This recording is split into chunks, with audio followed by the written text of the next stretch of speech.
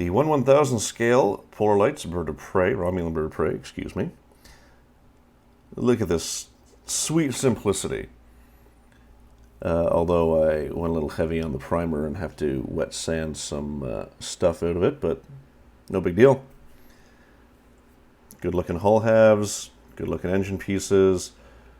Need to do a bit of work on the fin, but we'll talk about that in a bit. The engine caps. And we'll just clip these guys off and put them aside. So the parts count's pretty low. I think like 25 parts, maybe. And the only major irritation on this, besides the flash on the fin, is these little injection pins on the side that you got to clip off. Just, ugh. As you can see from the instructions, this thing is simple. I think it's a 14 parts, maybe. Anyway, moving on. This is the extent of heavy work I had to do in cleaning up the tail fin. We'll call it vertical stabilizer, whatever. Put these two halves together, and unrelated, I do not like this Tamiya glue. I mean, overall, the glue is good. I think it's the applicator I have a real problem with. It doesn't carry enough, but I guess it's good for small spots. These are a bit of a pain to put in. That's the most challenging part. But once they're in, snap your hull halves together, and, you know, it should actually go smoother than I'm making it look, but... So there you go. Put together, so that just leaves the engines, the tail fin, and the primary weapon.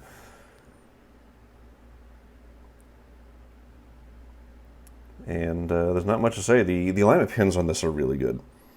So I do like the new tooling, because just apply a little bit of glue and pop it on, and everything is aligned properly. It just fits, which is, modeler is really, really convenient, because there's nothing worse than having to knock pins off or shave pins or relocate things yourself. You know,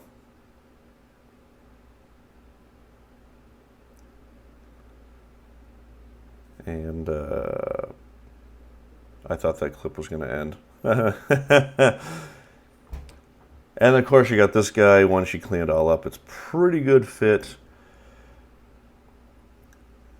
But I actually had to do a bunch of putty work around this, which is not the worst thing.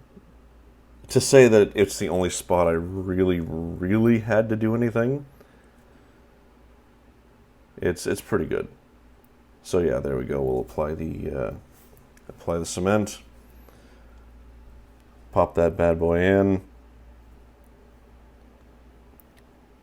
and yeah, that's a bit irritating. Oh, funny thing, I threw this away and had to dig it out of the garbage. So yeah, there you go, on the ship now. But yeah, so pay special attention to don't throw your sprues away till you make sure you've got all your parts. And on to, oh, look at that. I didn't record myself doing any seam work. Whoops. On to the decals, which I kind of go over in almost every video, but it's one of those things that bears repeating. The procedures for doing decals properly or improperly, as the case may be. So get that guy nice and wet. Put some water on the hull for movement of the decal. Make sure it's loose before you try to take it off the paper. Put it on the hull. Slide that paper out. Get your positioning right. I'm using that just to figure out center. This wing was fun. Don't do this. Don't take it right off the paper like that. Even as an experienced modeler, you're asking for trouble. But as you can see, this set is very, very forgiving. Like, look at the way I'm throwing this decal around. It's really good. See, we got a good fit. There's a weird contour there. You're going to need a lot of solvaset where the pylon meets the engine. And we'll do the other side, which I got off a lot better, as you can see. It did wrinkle a bit. Just an issue, just things I did wrong. So we're getting her positioned, putting some solvaset in that little crevice or multifold, if you want to call it. So here I actually broke the decal. I got a little piece that's missing there that's right there, so we're going to do some surgery. I just popped it off with the knife and very, very carefully got into there. And okay, see this? Yeah. And yeah, move that other broken piece into position. Press down. Don't wipe when you're trying to get that set.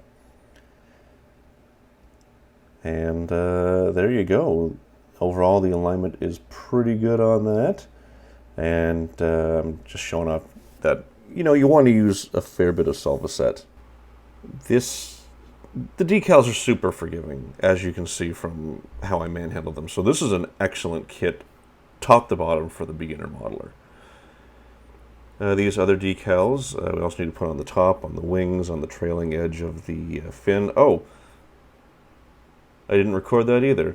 Okay. So here's the finished model. I'll take a little spin around. You can see the decals that I put on after the fact. So trailing edge of the wings, trailing edge of the fin, trailing edge of the hull. And there's also window decals on the front, because there's no raised detail there. Once again, I can't remember on the original studio model there was raised detail. We'll take a quick little spin around and then talk about some of the details here. And looking at the bottom, you can see the hole under the fin for the mount. Decal looks pretty good, but I was impatient, and there was a bit of damage to the decal where the wing meets the nacelle on both sides, but it's super minor. So I am super okay with it. We'll look at the top. Once again, not a lot of putty work, except around the fin, where I basically had to go all the way around it.